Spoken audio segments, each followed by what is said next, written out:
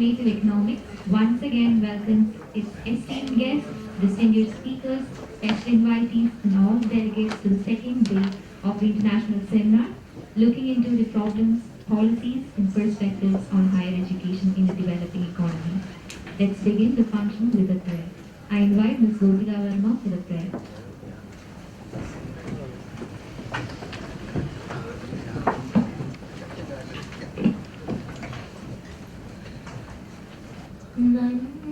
നന്മയാകുന്ന കാന്തി കാണുവാൻ കണ്ണിനാകേണമേ നല്ല വാക്കിൻ്റെ ശീലു ചൊല്ലുവാൻ നാവിനാകേണമേ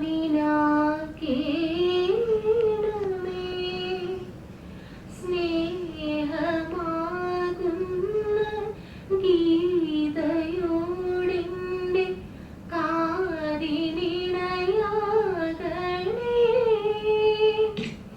സത്യമെന്നുള്ള ശീലമോടെ ഞാൻ ശാന്തിയറിയണമേ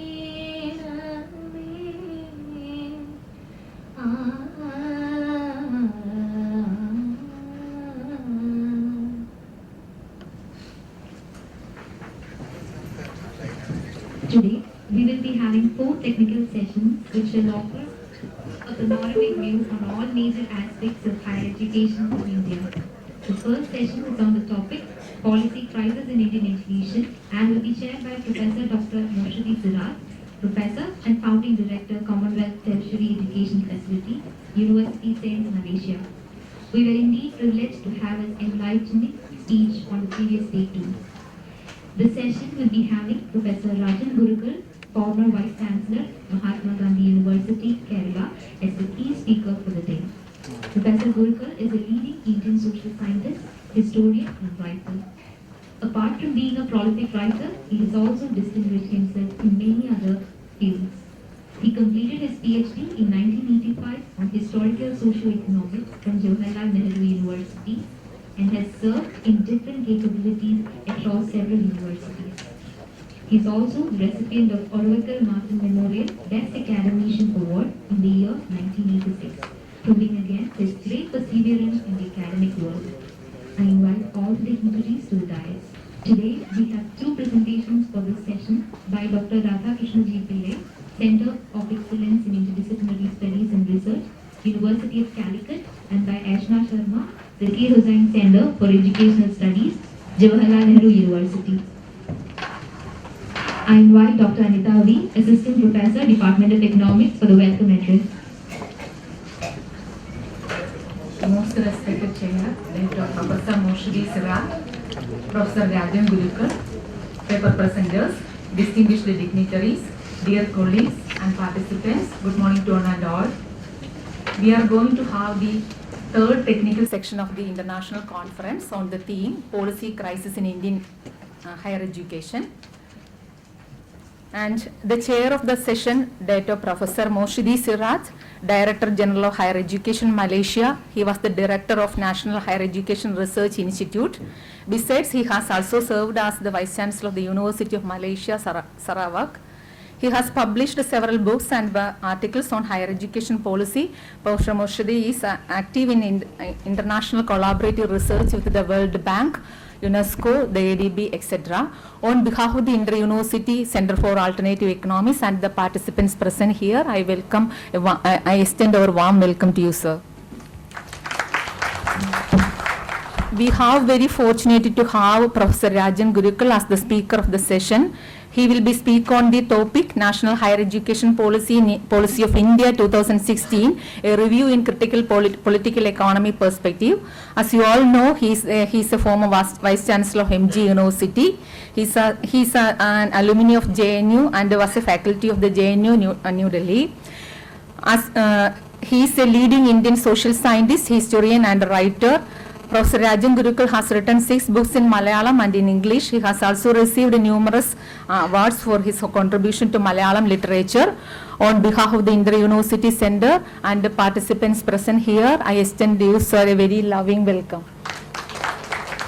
In this session, we have two paper presenters, Professor Radhakrishna G. Pillai from Center for Excellence in Interdisciplinary Studies and Research, University of Calicut, and Mrs.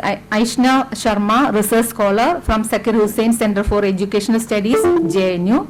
On behalf of the Inter-University Center, I welcome both of you to the session.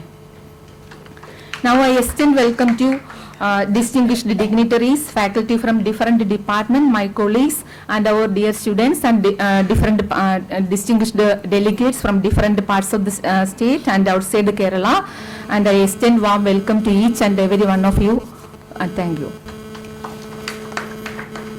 My welcome to Professor Shravan Chattopadhyay, Dr. M.D. Varghese and Dr. Varaprasad. We are looking forward to hearing your esteemed views on the topics being discussed today, and thank you for your presence here. Now, I request the chair to continue with the proceedings.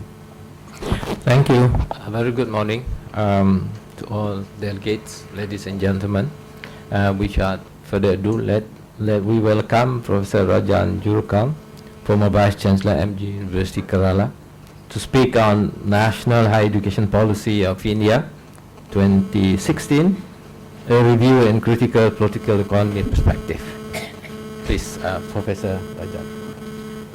Respected Professor Moshidi Siraj, distinguished colleagues, my dear students.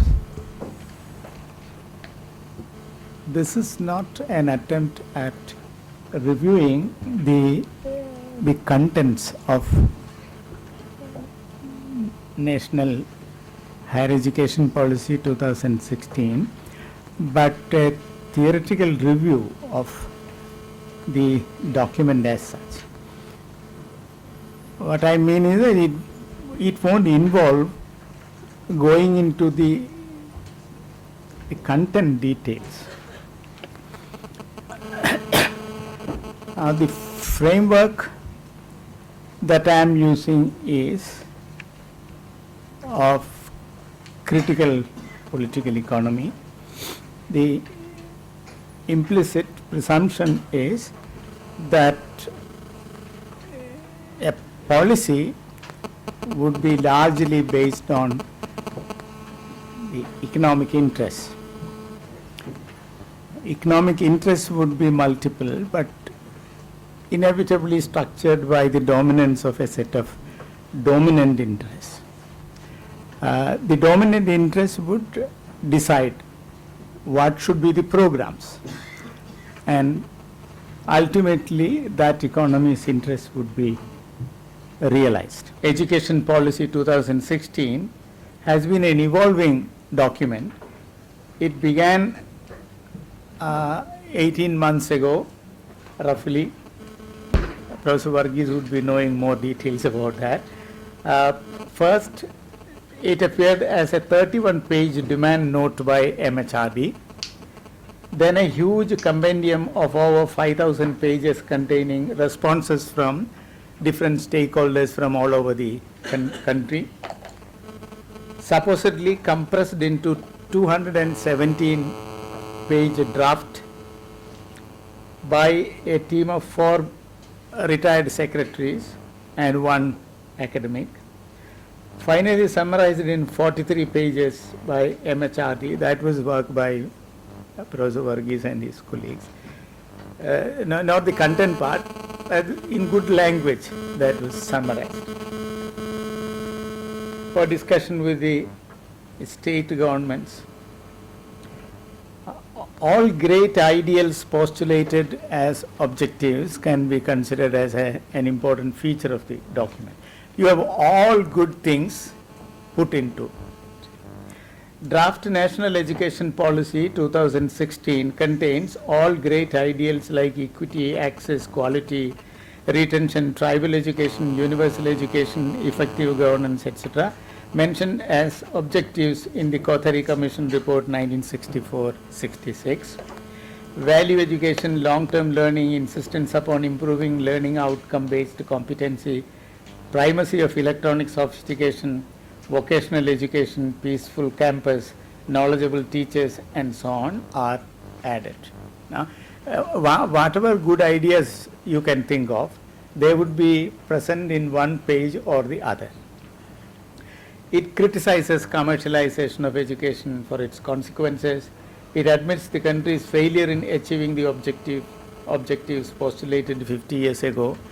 Most of these values are there in Kothari Commission report. Naturally, there should be a critical review of the question why these were not realized. Although there is no attempt at ascertaining the reasons for the failure, the only statement that it makes in this regard is that the failure was due to lack of mechanisms for effective implementation in place. That's as good as making no statement. What is important for a researcher who is interested in analyzing things is to think about the causality of it, rather than just saying that no, the implementation mechanisms were not in place. Why implementation mechanisms were not in place is the question to be answered, rather than just making a statement. Therefore, it is no answer at all. Now, contradictions. Draft National Education Policy 2016 is a muddled and self-contradictory policy document prepared by bureaucrats, but is being made to appear as a democratically evolved participatory text. Its perspectives, objectives and recommendations contradict against one another. Contradiction is natural because the document represents the conflicting needs, interests and concerns of widely differentiated classes in the country, varying between millionaires and slum dwellers in the cities as well as forests. It's such a huge subcontinent with societies of uneven development, and at 2 points you have maybe billionaires rather than millionaires, because India has started producing billionaires as well. Between billionaires and then forest dwellers or slum dwellers. That's the kind of economic differentiation that you can think of. The document is eager to please all categories of people and their interests. The document seeks to go for cooperativization, bureaucratization and centralization under the cover of democratization. Naturally, there would be a lot of contradictions, because it is trying to harmonize utterly incompatible categories. Then the net result would be ponderous paradoxes and irresolvable contradictions all along. Everything said, ultimately the dominant economic interests prevail. That's the main argument of the paper. Therefore, the attempt would be first to examine the dominant economy, its features, its requirements and so on, and then how this report is trying to satisfy the interests of the dominant economy, but in a clever way, that there wouldn't be controversies at the outset. If it is sweet-coated with all high ideals, values, passions and so on. So the document has a very powerful rhetoric to hide the exasperating or disturbing real. The disturbing real has to be engrossed by something which is immediately pleasing or ostensibly pleasing everybody. In the process, naturally, the document became a medley of confusion, a medley of contradictions. The dominant economy decides what needs to be done. This is the theoretical position that is maintained in the paper. Even if the policy document is made up of critical national values as the real agenda, ultimately the dominant economy decides what needs to be done. This is the important factor that we have to remember. Therefore, there isn't much value in arguing that the draft NEP 2016 is a document of contradictions. Even if we remove the contradictions, nothing would happen. Still the economy would see that its interests are realized. Now look at the old, very well-known document in the history of education commissions. There was nothing like is National Education Commission 1964-66, Kothari Commission report Now, that report is well known for the high ideals. A review of the action plans and annual reports of the period between 1968 and 1992 reveals that they had nothing to do with the recommendations of 1966. Recommendations of Kothari Commission were made available to the government in 1966. It will be a matter of research interest to go into what happened to the report. We should examine the action plans prepared by the IAS officers. Action plans and then the annual report. If you make a review of the action plans and annual reports between 1666 and 1992, you will know that these were not at all influenced by Kothari Commission report. This is how you maintain the hiatus between the recommendations on one side and then the actual actions. Actual actions are economy driven. The dominant economy will decide what needs to be done. Industrial economy's interests have been decisive, and bureaucrats under constraints thereof have been preparing action plans accordingly with little or no care for the great recommendations of ECR 1964-66. The draft NEP 16 does the same much more explicitly with its commitment to the country's dominant economy in the background. So this is the only difference. So there is no point in critiquing the document morphologically and also in terms of the contents just by finding fault with the absence of feasible recommendations or anything. Even if there are valid statements and recommendations, nothing would happen to them. They would be just shelved by the system structured by the dominance of the major political interests. The political economic background. We have a specific political economy background for the new education policy. Ever since the signing of the WTO's GATS, the state openly made its withdrawal from most sectors of people's welfare, especially health and education. Hence, there have been legislative efforts in that direction as part of the ongoing process of structural adjustments ever since the 1990s, but all the more emphatically after the nation's signing of GATS in 1st January 2005. GATS required legislative reforms to gain from trade in service, in effect to benefit developed countries. In fact, its groundwork was over way back in 1985 itself by changing the name of the Ministry of Education into that of Human Resource Development. The state, run by bureaucrats who carry out corporate interests, is the promoter of techno-capitalism under the pretext of national development. Techno-capitalism is the current version of capitalism, and this is popularly called the knowledge economy. We will come to the details of the economy subsequently. The state is thus unprecedentedly crony capitalist today. It is determined to streamline all institutions and practices in the higher education sector with a view to quickening the process of expansion of education as an industry with more and more private players. Now, a reform move for centralization. I'm quickly recapitulating the major historical developments which have gone into the making of the background of the new education policy.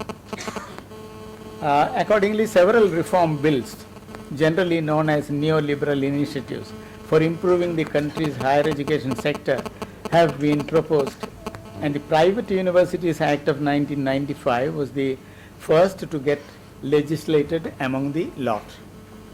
Foreign Education Institutions Bill 2010, Prevention of Malpractices Bill and the Education Tribunal Bill 2010, National Accreditation Regulatory Authority Bill 2010, the Higher Education and Research Bill 2011 are examples. Shrouded in controversies even over their constitutional validity, all of them have been pending legislation. Now, none of these legislations could be enacted excepting the Private Universities Act. It has been a matter of consensus among the neoliberal higher education reformers that there should be a single regulator at the national level to serve the purpose of liberalization, saving time and money. Therefore, the idea was to scrap the UGC and then the 14 statutory councils. That move was made. Being sure about the withdrawal of HE&R Bill 2011, government had constituted a University Grants Commission Review Committee on 30 July 2014. The HE&R Bill is back in a new name now, National Higher Education Authority. That is not enacted, but that is there. It is just a mere superficial modifications here and there of the old bill rejected by both the bodies of India, Rajya Sabha and Lok Sabha. So knowing that the bill would be rejected, a commission was appointed to review the functions of UGC and blame the UGC for all faults, and finally deciding upon what Sam Pitroda said in his first commission report. The idea was that there should be a very small committee to decide upon the higher education matters. That was the idea. Now when you have a huge body with multiple bureaus, UGC has something like 323 bureaus with subject experts, and all these would be deliberated in a time consuming way. Essentially there is a democratic process. I am not saying UGC has been doing it excellently well. Very often some of the experts were really good. In each subject UGC was able to invite them and discuss upon, discuss matters relating to the area of specialization, etc. But Sam Pitroda thought that all these are time consuming exercises. Why call so many people? People like me, half a dozen will do the job. That was the idea. Sam Pitroda and then that kind of some 5 or 6 fellows. That will be the authority, final authority, and that will decide whether you are talking about the ordinary kind of botany or zoology or history or economics or nanoscience, nanotechnology, whatever it is. For everything, this 6-member committee would do. The National Higher Education Authority was conceived in that spirit. Now we go back to the dominant economy. Now I talked about the background because you can see a trend in that. The trend is that of centralization, and also the trend is to reconstitute the entire national infrastructure in such a way that it would accentuate the process of implementation. There should be rapidity in implementation. In other words, it is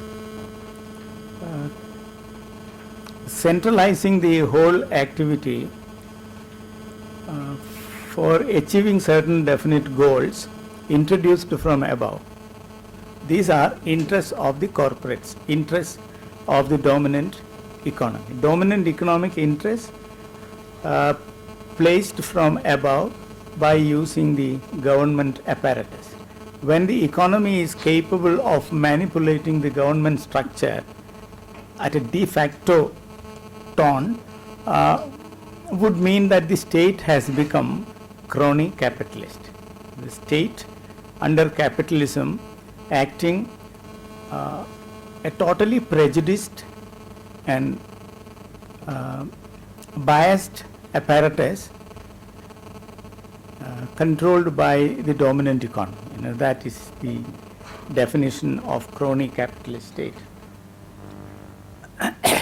that process has been there, and now we are situating National Education Policy 2016 against the background of that.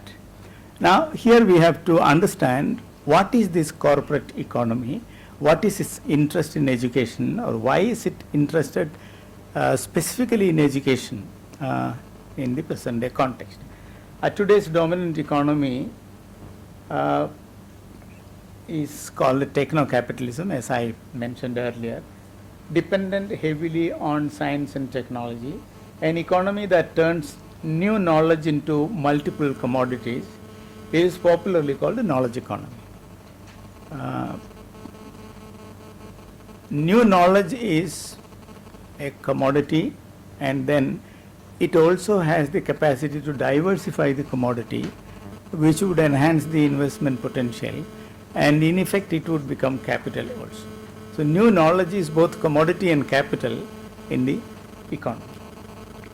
New knowledge is both commodity and capital in this economy that counts GDP in terms of gross technology product, GTP, and gross science product, GSP. It has opened up an era of intellectual assets, often called intangible assets, relating primarily to technology. This has put discovery science under intense pressure to inevitably transform itself into innovation science. This is an important feature. Science in pure form is not allowed to exist even. Science should be valid by its potential to turn itself into innovation science. So discovery science is something like a non-productive romance in the sector. If somebody discovers a new molecule, it used to be a very important thing in the past. In discovery science, it's a wonderful thing. But now, if you discover a new molecule, the immediate interest is how pharmaceutical industries would be in a position to convert that into a drug. And if there is success about it, sometimes a single molecule in the form of multiple drugs, then it is a major invention science. So scientist is asked to wait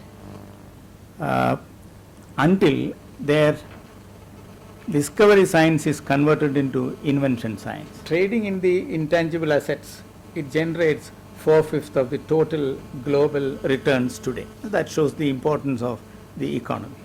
The range of exploitation of intellectual assets under techno-capitalism is far more intensive than what it has been about the exploitation of raw materials under industrial capital.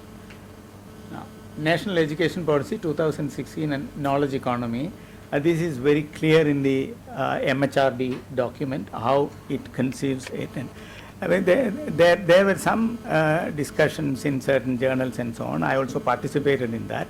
And interestingly, the initial document completely disappeared.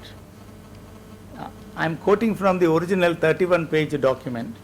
It very clearly carries a definition of knowledge economy, and then how important it is to encourage a knowledge economy, and how should new knowledge be defined, etc., etc. New knowledge is not what scientists or technologists academically identify as the latest knowledge in their fields, but what the dominant global economy decides in terms of market value. As specialists in various areas, we all think about new knowledge, but these are new knowledge in our area, latest knowledge. That's what we call new knowledge. But the knowledge economy identifies marketable knowledge as new knowledge. Commoditization of new knowledge. These are again quotes from the original document of MHRD, what knowledge means, what new knowledge means, and how important it is to market and then pay to increase national economic capability, etc. A corporate global background of knowledge industry. This is the interesting part. Then you will know the actual reason for the corporates to focus on higher education.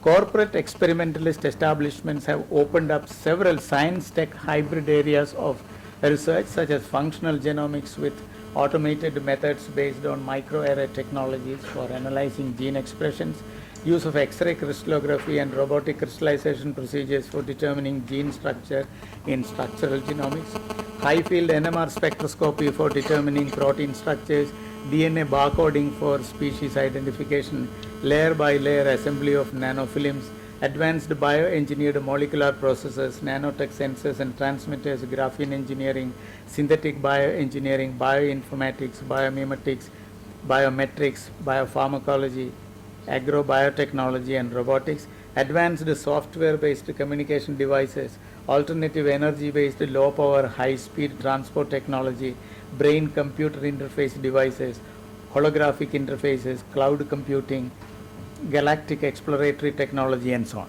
These are the curious areas that corporate research establishments are focusing. They are thinking in terms of 2030-35, that period. What would be the needs of society? Actually, they are thinking about how new needs can be created and marketed at that stage. Now we all are enslaved by the supply-driven economy. None of us actually expected these many facilities in a mobile, but we are using that, without which even an ordinary grocer or a roadside vendor cannot function. That has been, this is supply-driven economy, not demand-driven. So these industries are doing research in making inventions for diversifying commodities and dumping them amidst the populace and then making them use these as part of their everyday life. Competencies that corporates demand from higher education. And naturally, in that kind of a setup, corporates would be demanding the following competencies. Science tech hybrid areas dominate research because of their prospects in technology trade. Researchers would be increasingly theoretical and based on high power computing. Pure science researchers would be enormously expensive due to their dependence on the highly priced sophisticated electronic instrumentation. Research either way would be computer automated and high power computing dependent. Our education system is going to be constrained to provide science tech knowledge base, mathematical computational skill, high power computing skill, microengineering technology, innovative faculty. Laboratory skill in handling advanced instrumentation and expertise in computer simulated experiments. Competency to handle sophisticated IT tools, ability to work in interdisciplinary environments, competency in developing research networks, familiarity with the corporate research culture, entrepreneurial skill, and ability to assess research impact on the environment. What our higher education needs. Now, you have a different kind of scenario. Our education system is characterized by insufficient funding, bad infrastructure, inadequate knowledge base of teachers, outdated content of syllabi, lack of awareness about competencies to be built up, obsolete instructional strategies, absence of autonomy and flexibility.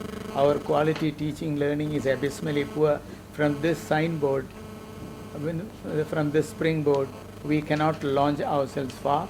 We have to urgently remedy all these deficiencies. Even if we succeed in ensuring all this, we will be nowhere near the global standards. A rush to equip our youth with the competencies of global standards is unaffordable and unnecessary. That's my argument. Strange demographic phenomenon. This is another context. India is distinguished as a rare nation of great demographic advantage, for out of the country's total population of 1.27 billion, almost 40% are in the age group of 18 to 23. It is extremely important for the nation to judiciously design effective strategies for equipping the youth to be at their best with the competencies of the 21st century in order to reap the benefits of this demographic distinction. The Intellectual Labour Organization anticipates in India availability of 116 million youth in the age group of 2024 by 2020, a strength that exceeds the Chinese youth population of 22 million. with more than 60% of the aggregate population of the country in the age group of 15-59, the average national age becoming 29 years, by then as distinguished from those of developed countries like America 40 years, Japan 46 years, Europe 47 years. National dependency ratio shall be remarkably beneficial. But the pity is that these old people will be controlling youngsters almost as a robotized people or enslaved through electronic sophistication. Now what do we really do? Let us hope that our premier institutions might succeed in equipping a microscopic minority among the brilliant youth for the technology of 21st century, but we cannot be sure of the global competitiveness. We may only export them for want of a domestic market. That's what we are doing. Our premier institutions are training the youth. They are acquiring excellent laboratory skills and also theoretical base only to work abroad. So they are exported. This is a nationally commissioned, highly institutionalized process of brain drain. We have been fighting brain drain, at least in words. Now there is no need of even that in words. Because the nation itself is commissioning what is called brain drain. It is therefore essential for us to develop our own standard of higher education and research questions by coming to terms with the crucial problems that we encounter at the national, regional and local levels. Resolution-oriented, local-level issue-based interdisciplinary teaching and research, facilitating convergence of sciences and technology may be the viable alternative for us. Issues of local relevance can act as objects of convergence research leading to new knowledge in science and technology, which will be inevitably path-breaking and far-reaching in its effects. Such a vision has its global standard too in terms of sustainable science and technology. On top of all, it's based on ethical postulates relating to social and environmental justice. Science and technology that we require. Knowledge generated beyond disciplines and across interface, strikingly new, regenerative and converging has to be our focus. It cuts across wide-ranging domains of knowledge from material sciences and manufacturing technology to natural sciences, ecology, biotechnology and healthcare. We should try and equip our brilliant youth for the production of new knowledge belonging to the interface of multiple domains of science and technology, which helps better understanding of the local and national problems.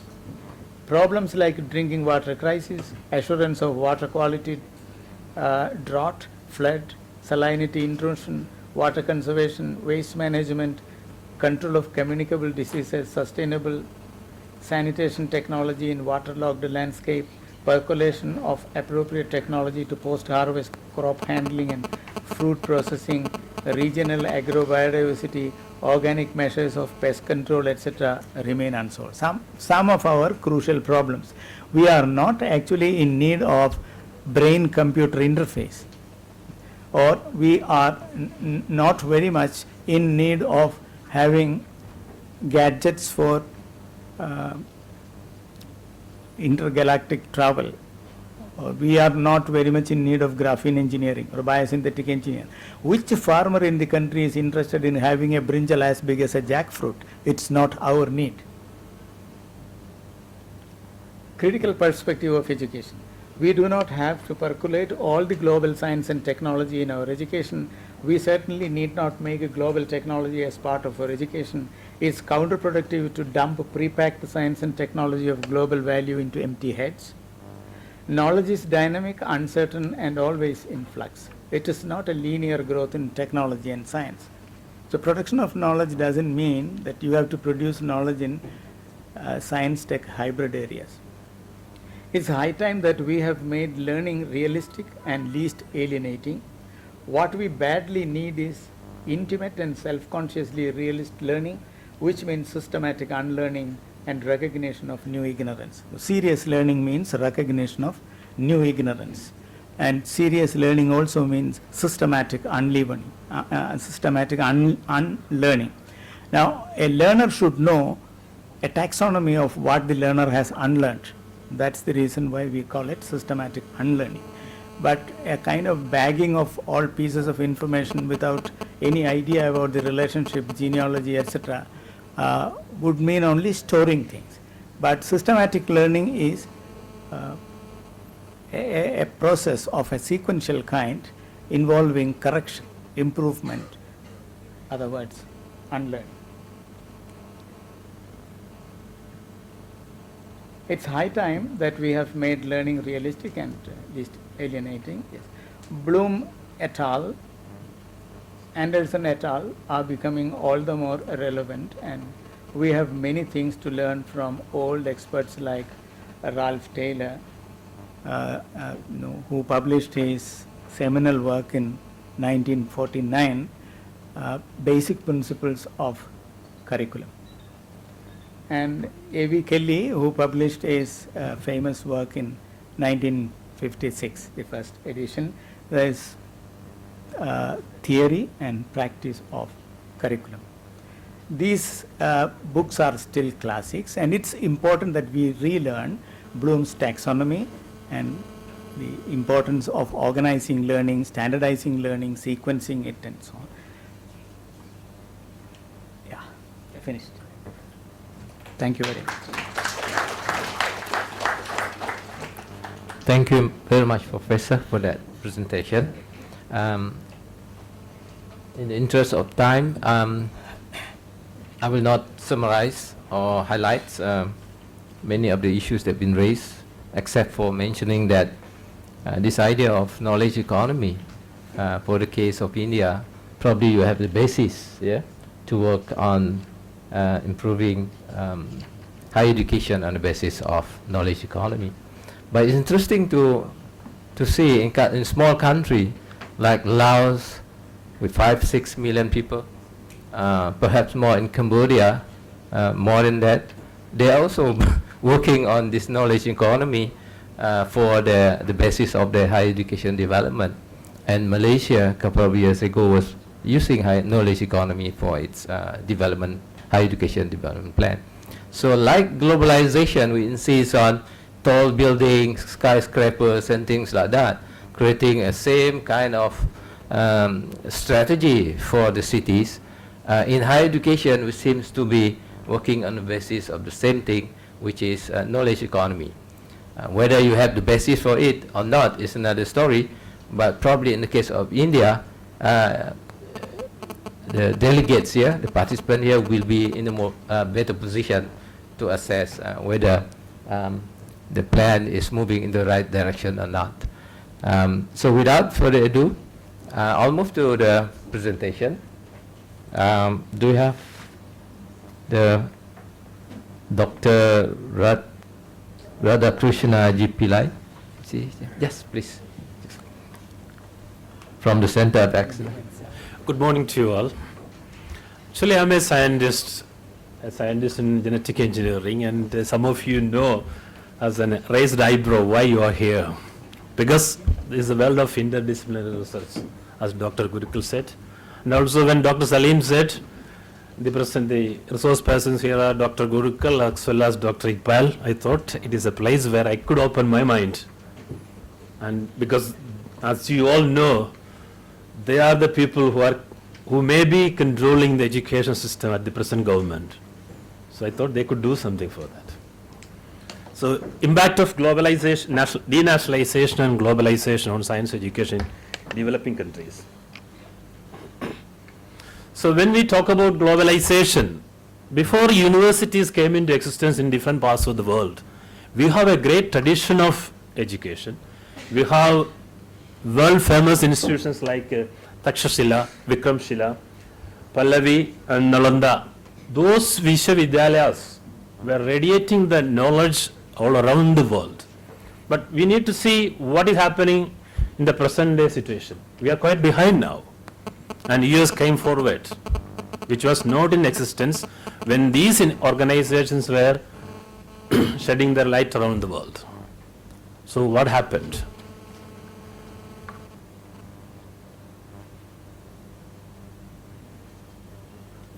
So the present education system, the influence of human capital theory is quite high. So it has removed the impact of Marxism, because now the employee-employer relation has changed. So that has affected the Marxist ideology, and now the prevalent ideology is human capital, economy. So that needed revamping of education, creation of high-skilled individuals. So the role of education has changed to create highly skilled individuals. Then technocratic model of industrialization. So all the industries are depending upon the most modern technologies, and the human resources needed is quite limited. And the resources needed should be of highly skilled nature. So that has changed the nature of education. So transformation of education system from this mass elementary education to the mass higher education, that is also there. So as I said, change in the relation between employer and employee, and new technologies are leading everywhere, in the industries, in the education system, everywhere. So that need to be taken into consideration when we plan the education system, and most of the time we failed. The implementation stage we failed. We have documents saying all the good things, as Dr. Gurukul said, but when it comes to implementation, what is happening to our country? And you have to think about the new generation sitting in here. So competition of ideas everywhere. The nations are competing for skills development, knowledge development. Whoever builds or creates knowledge at the first will be winning. That is the situation here. There comes the importance of research and development, where we are failing. And the current equation is high skill is equal to high wages, irrespective of the place where you are from. You can go anywhere in this world and sell your knowledge and skills, and you will be hired by employer, because the current system of industrialization or companies, it is not the economic assets of the industries that decides the success of an industry. It is the presence of highly skilled, highly technocratic employees that decide the success. That is the wealth of the industries. So we need to realize that economy or the money has only a partial role. The great or the biggest role of success of companies are the skills and knowledge of the employees.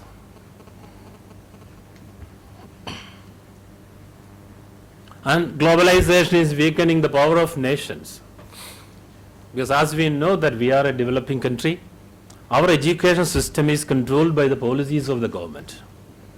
That is one of the reasons of failures of our education system, because now the world is globalized, and just the policy of the government of India is not going to control or influencing the companies around the world. They want people who are educated to international standard or international level, where we fail. That is what I say, I feel.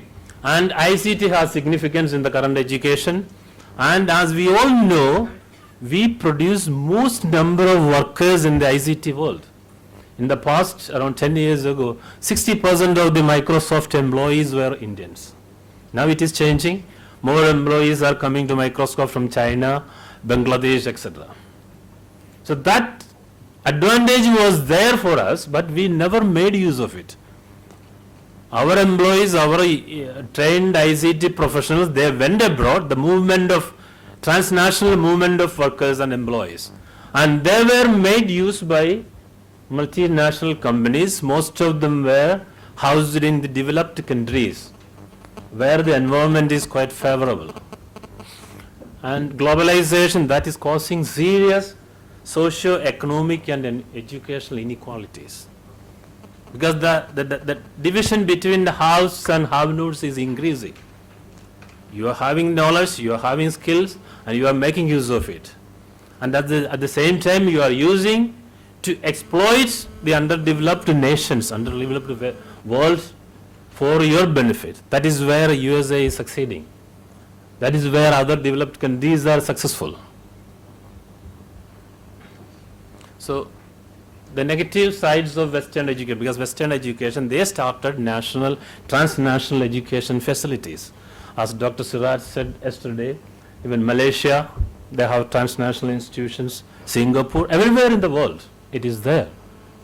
But it has got its own benefits because they are developing our skills, our knowledge based upon the international needs and standards. But the negative sides are high fees which cannot be afforded by majority of our population. Curriculum completely for the requirements of Western world, the developed world. And generation of human resource purely based on the identification of these Western or the people who need that skills and knowledge. Not for our benefit, not for our socio-economic status.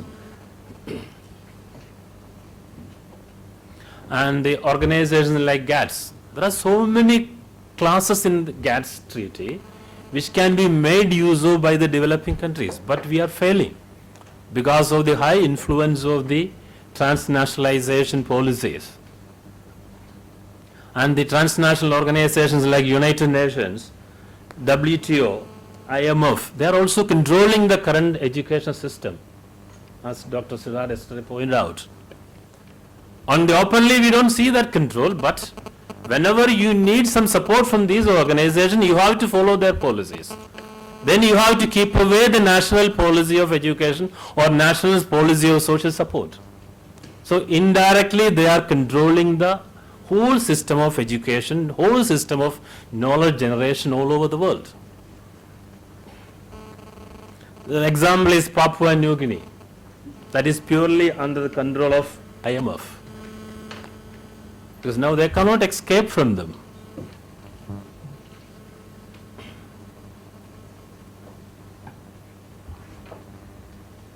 And knowledge economy is destabilizing nations.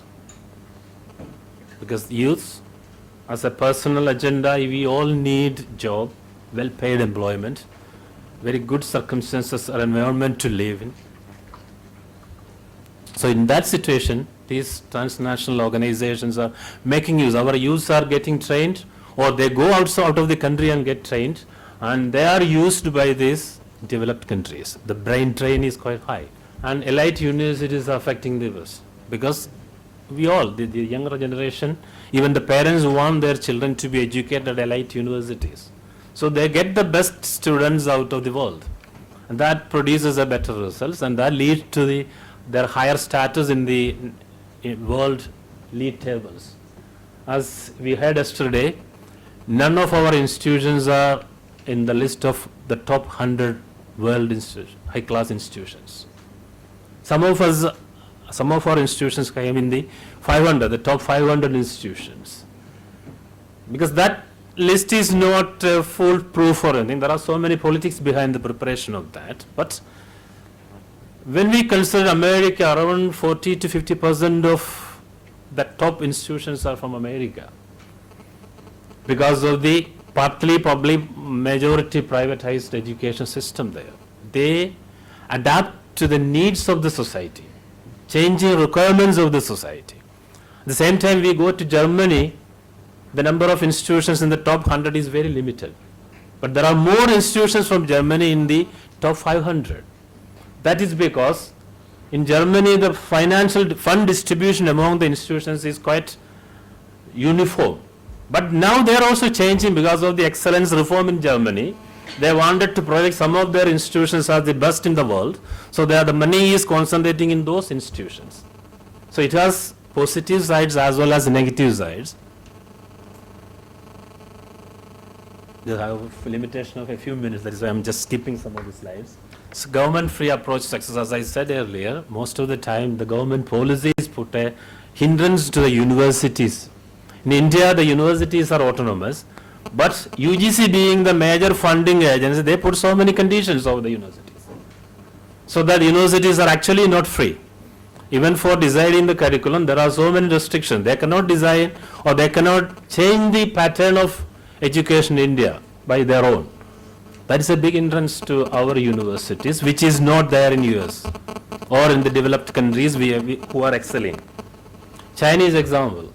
Now China has come to the top, the highest number of students in the, America was first before, now China came first.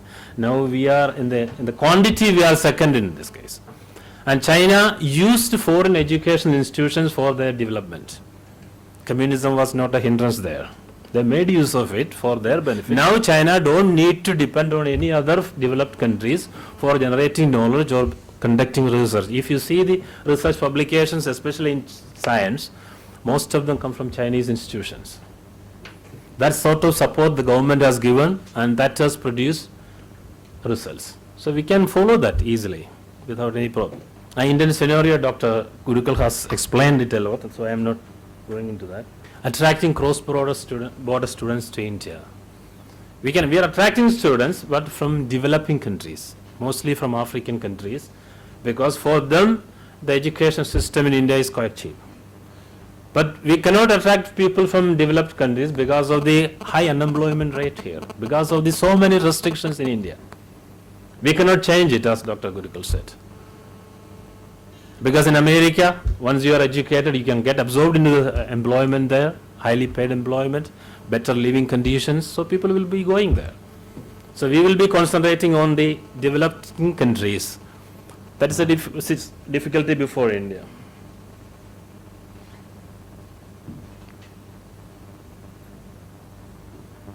So Phoenix University is one of the more examples we can take into. It is a university where not much research is conducted, mainly knowledge dissemination.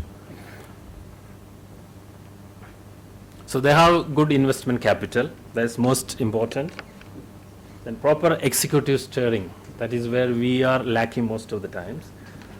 Well developed courseware, that is most important in the current situation. This is a teaching only, there is not much research, so there is need of less number of staffs. But they are hiring the top faculties from all over the world and making use of them to make high quality courseware. And that is given all over the world. Anywhere from the world you can have do courses in Phoenix University.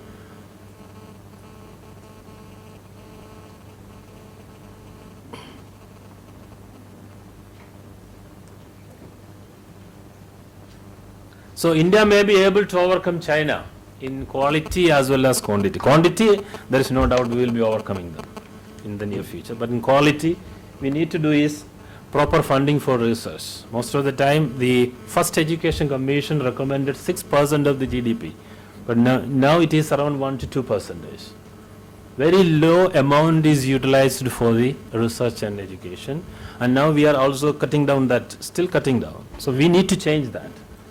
And UGC should revamp its policies and regulations. That is quite important.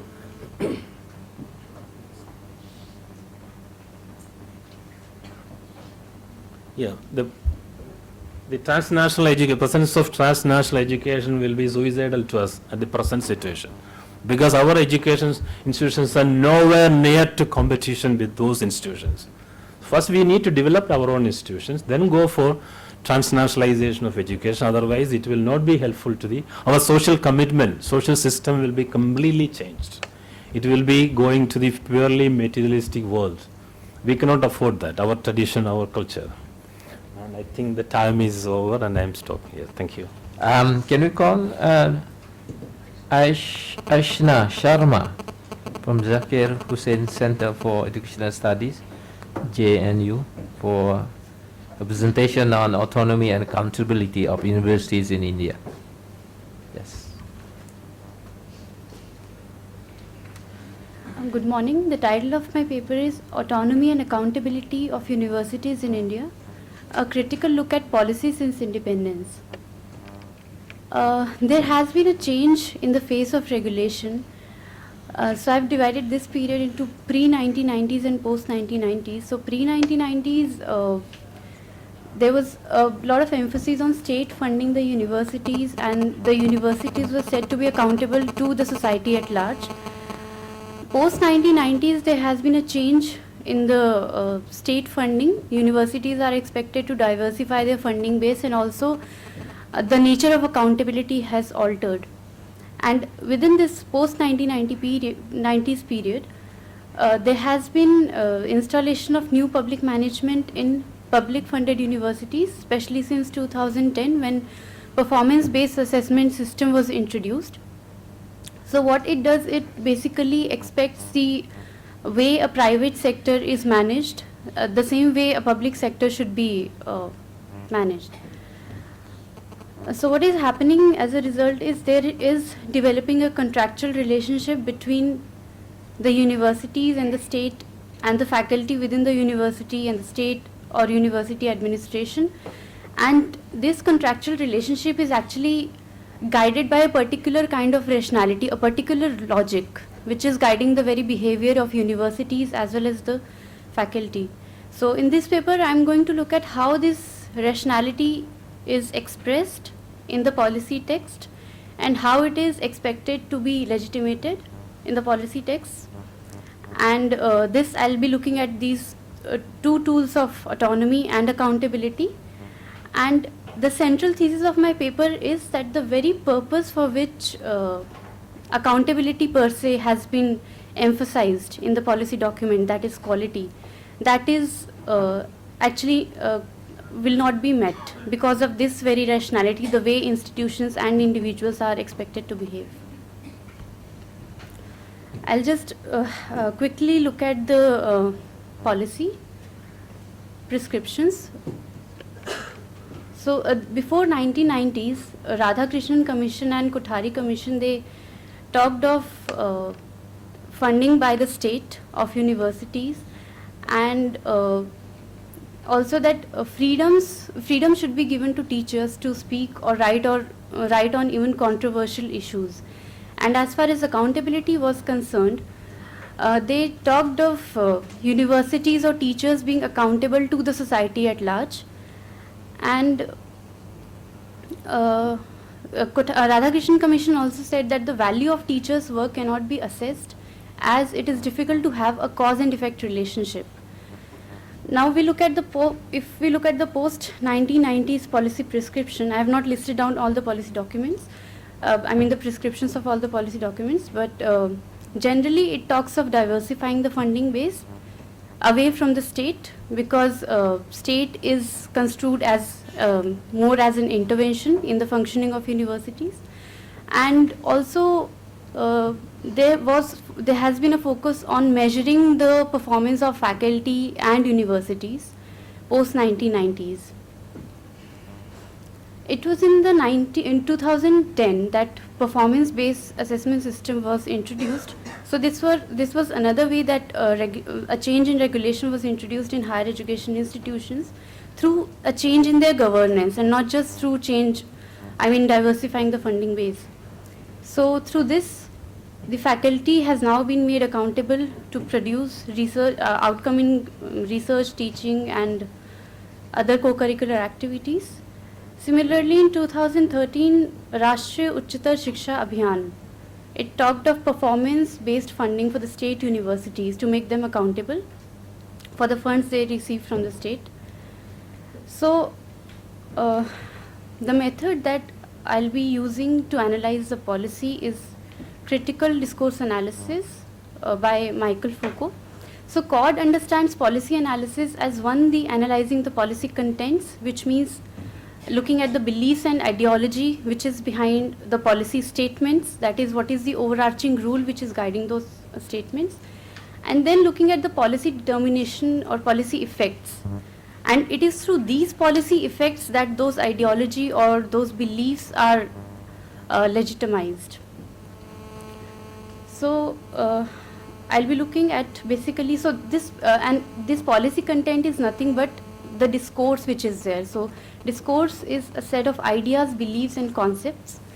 And this discourse, just looking at the discourse would not suffice, because one has to go deeper and understand that how this discourse is sustained. And that can be looked at only when we look at the social practices and relationships between the individuals and between the institutions, and the relationship between institution and individual.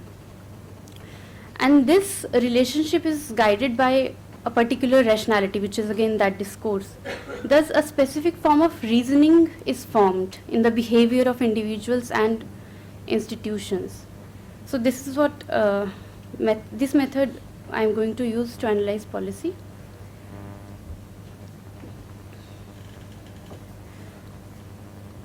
So post 1990s in particular, there has been proliferation of neoliberal way of behavior. I mean, it is expected that they behave in that way.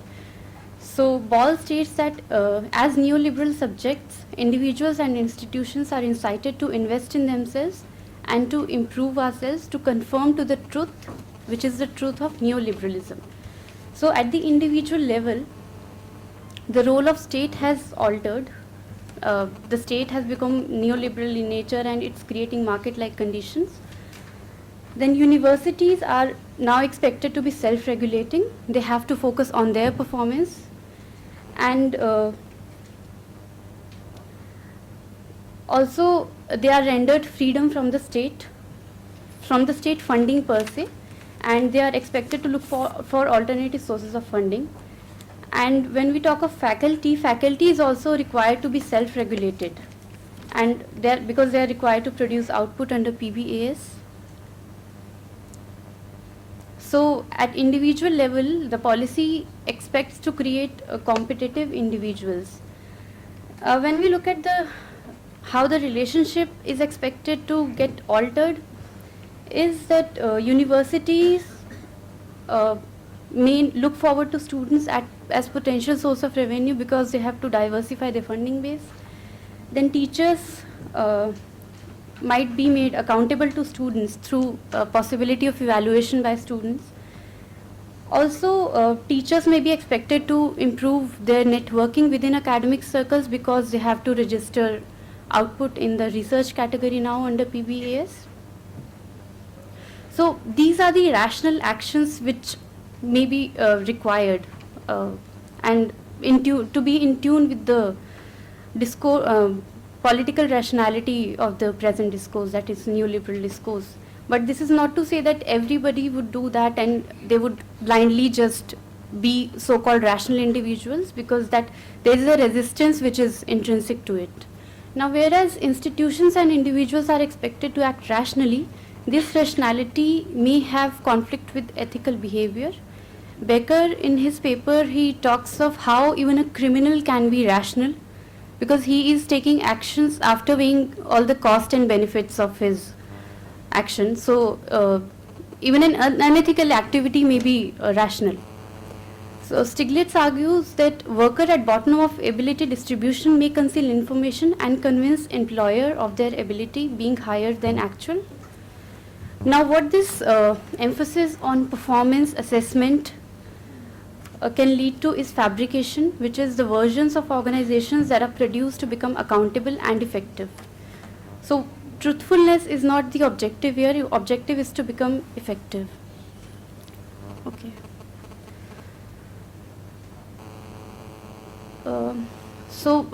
What this can actually lead to is a problem of moral hazard, which is a change in the post-contractual actions, because the cost of the risk taken by one party is actually borne by the other party. So there may be cases of fabrication which lead to moral hazard problem and may have implication on faculty, on quality work by faculty.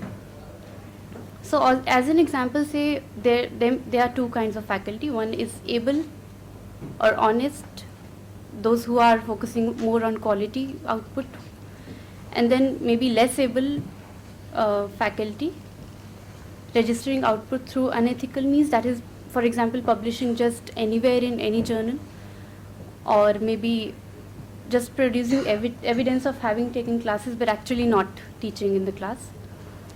So what happens is that gaining entry would be easier for B than G, except for cases where a university would actually focus a lot on the quality output.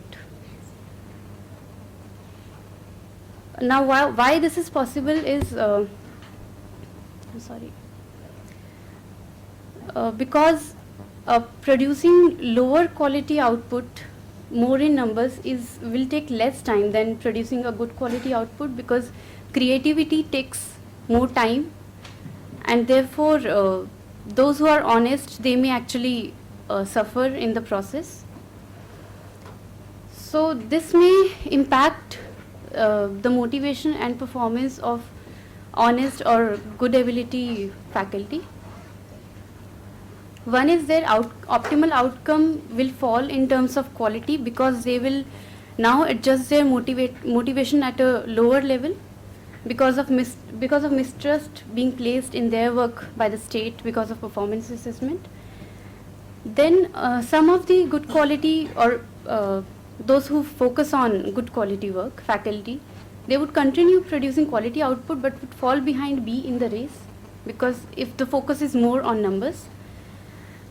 Then some of the G, which is those who produce good quality work, they might join even B. So they may slip to B. This may be particularly true for the new entrants. So on an average, the low quality high number of output of B would exceed high quality lower in number output of G.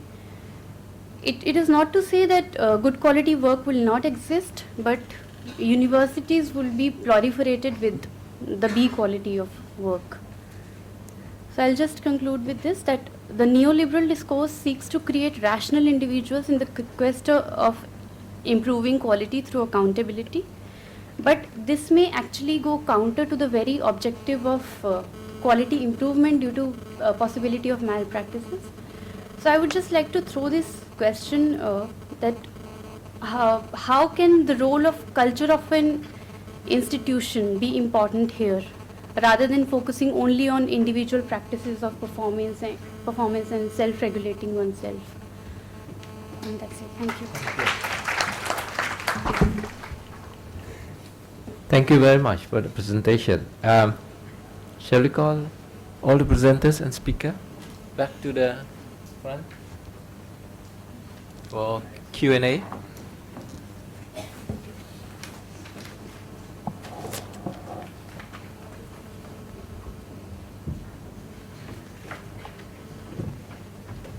You can sit. I'll be sending. You can sit in front. No, I'll be sending. Okay, we have heard from the speaker and the two presenter. Very interesting presentation indeed. You delegates are now free to ask questions, deliberated on the presentation. Do you have questions from the floor for the speaker and for the presenters? Probably have about 15 or injury time for another 5 minutes. Yes, sir. Just state your name and affiliation, please. I'm Shoman Chattopadhyay from JNU. I really enjoyed the presentation made by Professor Rajan Gurukul. I mean, when you were talking about the production of the robotized individual, I was thinking of how the labor market mismatches that we are producing graduates who are either unemployable because of the low quality or because of the lack of demand forthcoming from the industry. We have had jobless growth, and now the corporates, being mainly driven by the profit maximization, are moving towards use of capital intensive technology, and this is how the mismatch is occurring between the two. In fact, Martin Freud in the Rise of Robots is saying the jobless growth is going to be, I mean, the worldwide phenomena for the next couple of years to come. Now, how do you like our education system to respond to this rise of robot on the other side? Maybe to a lesser extent in the developing country, but overall the rise in the capital intensive technology. And the relegation of social and human, the social sciences and humanities in the construction of the robotized individual, because that's also a part of the strategy. And the other dimension that what Ishna has talked about, also you are becoming rational but legitimating our illegitimacy. I mean, I can see that there's a connection between the two things. Okay, we pick the question first. You can think of the answer in the meantime. Do you have any other questions? Yes, sir. Yeah. Thank you. I have a question or comment for Dr. Radhakrishna. About the introduction of foreign universities. You said that our local institutes must get up to quality before foreign institutions should be introduced. My question is, wouldn't the introduction of quality foreign institutions help to incentivize local institutions to become quality conscious and follow some of the best practices, and therefore improve and level up the local higher education landscape? Okay, this is good. Any more questions? Yes? Excuse me, sir. Yeah? Sir, Yeah? India plans to grow by being a knowledge economy.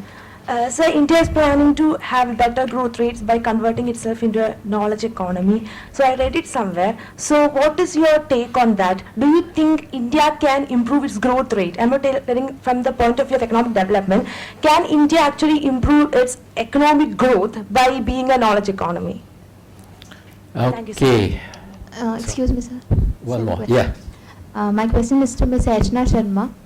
Actually, NAC is actually a celebration for universities of India for every 5 years. So it's actually a performance-based assessment. So don't you think that quality should be a criterion instead of, it's more of like, although they propound to be a qualitative assessment, ultimately it is also becoming a quantitative assessment. So do you think that its criterions need to be changed? The strategies which they put forward should also be changed, so as to increase the number of G people in the number. Okay. So my question is to Professor Gurukul. In the national education policy, I think I read somewhere that there is an exclusive focus on inculcating a sort of responsible citizens. We have to cultivate more responsible citizens for our society. Don't you think that this is a sort of a totalitarian social control? Sort of a one-dimensional man from Marcuse's perspective. Is this? How do you think that in the current scenario you can strengthen democracy? That's my question, sir. Okay. Any more? Sir, I have a question. Where is it? I can hear, but I cannot see. Oh, okay. Yes, please. Thank you. So my first question is to Aishna Sharma. So I'm making a statement. With greater autonomy comes greater accountability. So this should be like this. But is it true for the Indian context? If not, why? And my second question is to Rajan Gurukul sir. So you told that there are a lot of contradictions in the new education policy. It is a policy which is seeming to please everyone. So can you add more clarification to this statement by pointing out certain examples? Thank you. Okay, I think we have enough. Oh, you last one. Okay. Two more. Do you have time, organizer? Sir, please give some more minutes because lots of people. Oh, yeah. We can skip lunch, for example. No? Okay. Yeah, one. I have 1, 2, 3. Any more on this side? No. Okay. Yes, please. Sir, my name is Himanshu Tripathi. So my question is to Dr. Radhakrishnan, sir. So because you are from Center of Excellence in Interdisciplinary Studies, sir. So can you please throw some light on multi-skilling rather than highly skilled in one specific area, sir? Yes. Sir, my question is to Rajan Gurukul, sir. Sir, you said that the higher education's benefit should percolate to the basic needs of the economy.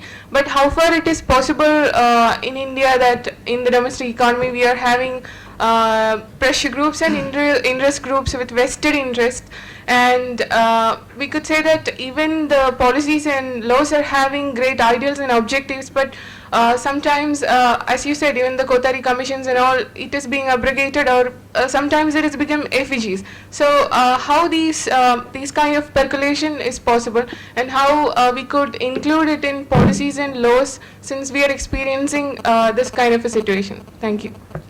Okay, last one. My question is to Professor. It's okay. Yeah, okay, fine. Yeah, question. I'm trying to relate your presentation and the context of the education policy for higher education from the explanations. How is it linked to to our structural social issues. I tend to think that where we base our marking scheme to justify whether our policy serves the real needs is the weak part of our societies. Because from the explanation and the sophistication of technology, I think it is not inclusive, it is exclusive to some of our people, in the sense that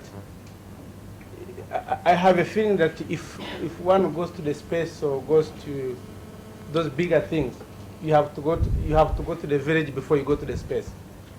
You have to have food before you go to. So I feel there's a kind of a disconnect between, in terms of inclusive education policy and the realities.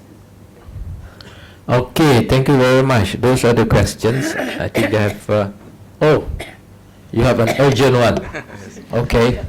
I am Sabu, coming from Thrissur. My question is to Professor Rajan Gurukul, sir.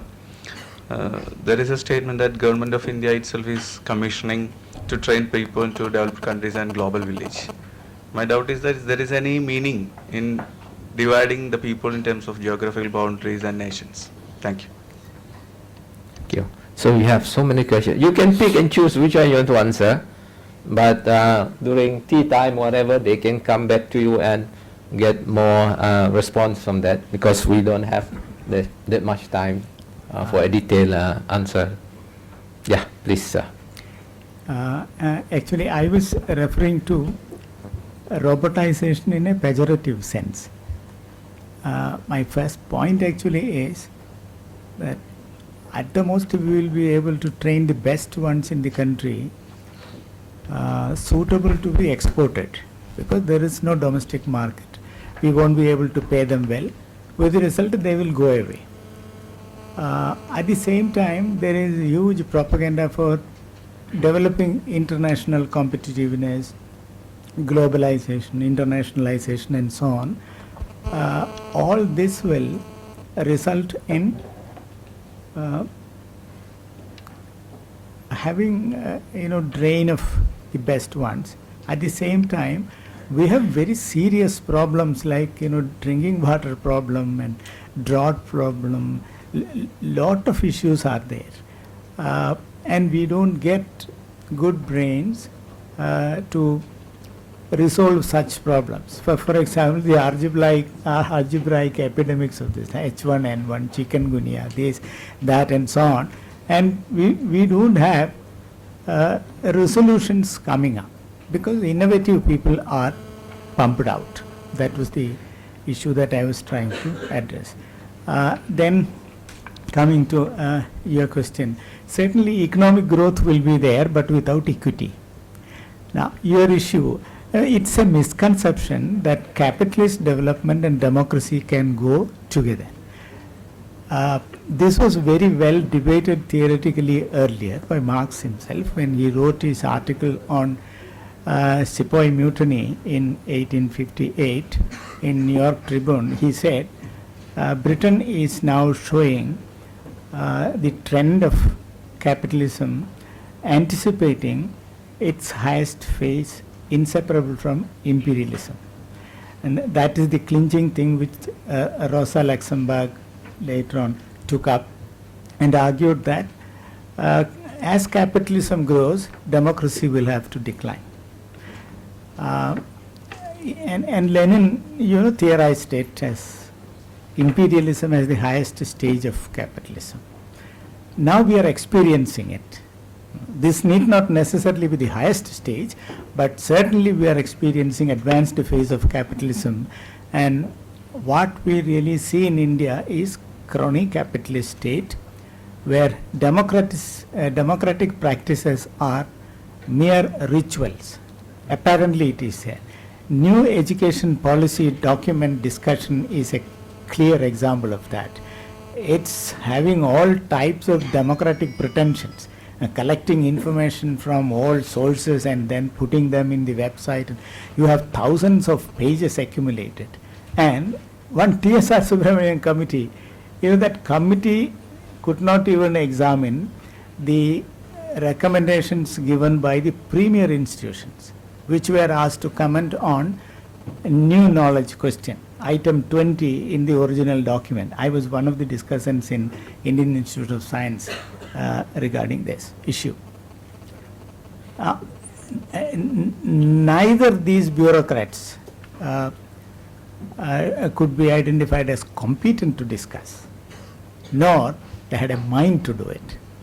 Now, the only academic who was there in the committee, it's better not to talk about him as an academic. That is the structure. Why? Because the idea is to get things done very mechanically and then overlooking the democratic processes. What you can see in India is a process called functional autocracy. The big bureaucrats will decide, and then later on this will be discussed in the houses and so on. So in effect it is autocracy.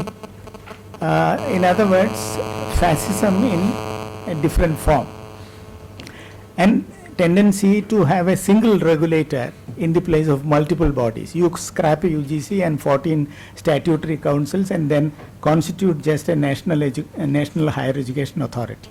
This is a clear centralization process.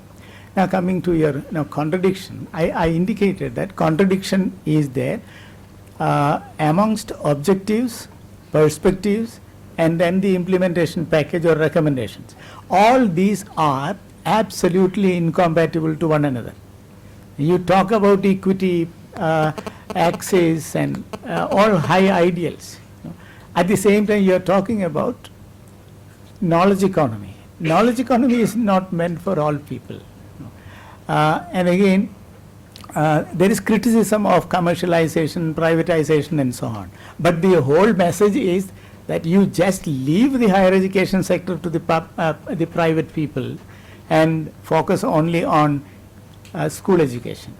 Now, the discussion which is going on in Delhi now, all education ministers of the states are assembled, and minister might be talking or others might be making the presentations. There is no specifically indicated item on higher education. They have 6 items, and the mention is that the document, draft document 2016 is going to be discussed with the points including, and then including that thing is, whether a non-detention thing should be taken up or vocationalization is important, such school education thing. And it's taken for granted that higher education is the main topic, but nowhere it is indicated as an item. So, yes, I have just one sentence for that. There are certain things theoretically impossible. Theoretically, if you examine, you will know that it's non-feasible. Whatever is theoretically non-feasible has to be politically made feasible. There is only a political answer to what you have asked. And your question, I think, what was that? I just forgot. Pardon? Yes, what did you ask? Government of India is commissioning to export skilled labor. How we can prevent that phenomenon? Yes, now earlier we could at least speak. That's why I said protest was possible in words. Now it is nationalized. It's a nationally commissioned big project of facilitating brain drain.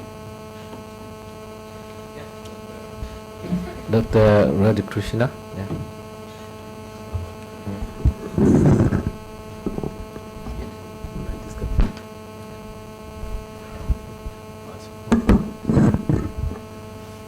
Sir, I totally agree with you. In the ideal situation, yes, that can happen. It can stimulate our institutions and the competition will be there, they will improve. But the situation is, we are nowhere near they have the ability to compete. Like a local pan shop vendor is competing with the Reliance supermarket. So far, poor people are there, the local man will survive. Once that is gone, he will disappear.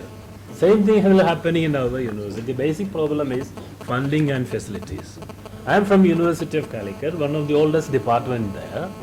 but we don't have a single equipment which is working properly. But I worked in America and UK. The second day of my starting, started my research in full-fledged. I came back 3 years ago. Even now I am struggling to start my research. That is our condition. Then we come to the faculty, and you all know how we recruit our faculties and how we assess. Here, the performance-based assessment system was. Anybody can, a professor need to score 40 points. Anybody can score that point if he is a little bit vigilant. I presented a paper here, I scored 10 marks. I need to get only other 30 marks to show that. One project, 25 marks. Guiding 2 MPhil students, I got 40 marks. So where is the improvement? Where is the assessment of the quality of that professor? That is the system we have. In that situation, we will be failing, no doubt in that. And multidisciplinary versing highly skilled. But multidisciplinary is not saying that we don't need high skill. We need high skill. I will tell my experience. I was a biochemist. I went to UK. I started working on biophysics. I got the training. I did wonderful research there. I made good publication. So that is because of the interdisciplinary approach. If I want to do research in biochemistry, I need the support of biophysicists. I need the support of, if I am working on stem cells, I need input from a lawyer. So that is the multidisciplinary approach we need to have. It's not diluting the expertise. High expertise plus the support of other disciplines. Then your suggestions. Yes, we need to have that sort of knowledge because we need to know about village before we go to space. Yes, that will be helping your all-around development, and our education system is, especially the system like India, is totally forgetting that. From primary school, we will teach our children to become a doctor or to become an engineer. Just learn that only. Just learn according to the curriculum. Nothing outside that. But we go to a developed country, that is an overall development of the student is aimed. We are lacking it. We need that. Somebody like Dr. Gurukul or Dr. Varghese, I think they might have pointed out this to the administrators, the politicians, because they are all playing this vote bank politics. Until we don't stop it and until we don't respond to that. I'm going to tell you an example, simple example. Forgive me, the head of the department. We were supposed to start at 9:30 yesterday. We started at 11 o'clock. We were started to support 9:30 today. We started at 10 o'clock. And said discussion part will be very limited, 10 minutes for discussion. So the crucial thing is we should have discussion in these sort of forums. We forgot that. We started late, we wanted to make good the time, so discussion is out. So in all the places, we are leaving out the most important thing for our convenience. Until we change that attitude, this is my opinion, you may disagree with that, our country will be going down. We have greatness, we say that Para Bharat Mahan. Yes, it is great because of the people who led us to that greatness. Now we need to think where we are going. I will say, because I taught in India, I taught in America, I taught in UK. Before I go to an American classroom, for 1 hour lesson, I prepare 3 or 4 hours. Because the student response is like that. In Indian classroom, I can go without anything. They never ask a single question. So that is it. Until we change that culture, it's difficult, sir. Sharma, you have 2 questions. You asked about autonomy and accountability. Yes, they do go together, but we have to look at what the nature of accountability is. And the other question about NAC, I think the very purpose of performance assessment, be it NAC or any other performance assessment, is to ensure quality, but we also have to look at how quality is defined. There is no, I think, no sacrosanct definition of quality. And in the present discourse, anything which is quantifiable is taken as quality. So I think we need to first look at that, and secondly, rather than just that, like in my conclusion, I just discussed about changing the culture of university. Maybe we can look at that and then have some improvement in quality. Thank you.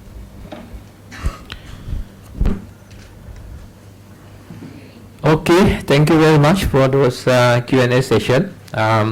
Been a very interesting session. So over to you. Yeah. The session was indeed a warm one, and to consolidate all our gratitude formally, may I invite Anamika Dinesh. Morning everyone. Our third technical session on policy crisis in Indian higher education is over.